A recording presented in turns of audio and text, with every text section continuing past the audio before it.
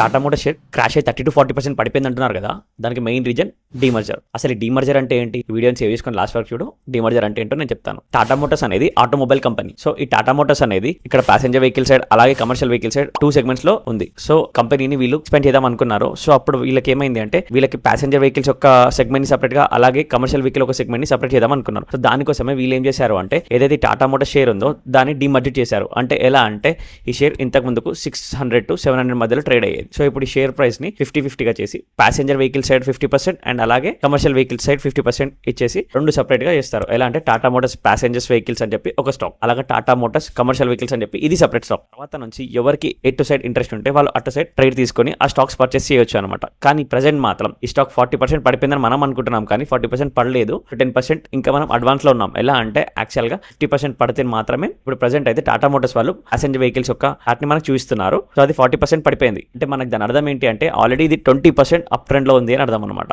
By the end of the November వచ్చేసరికి వీళ్ళు commercial vehicles యొక్క కార్స్ ని కూడా మన అకౌంట్ లో క్రెడిట్ చేస్తారు. అది కూడా అప్రాక్సిమేట్లీ 50% ఎబోక్ వస్తుంది.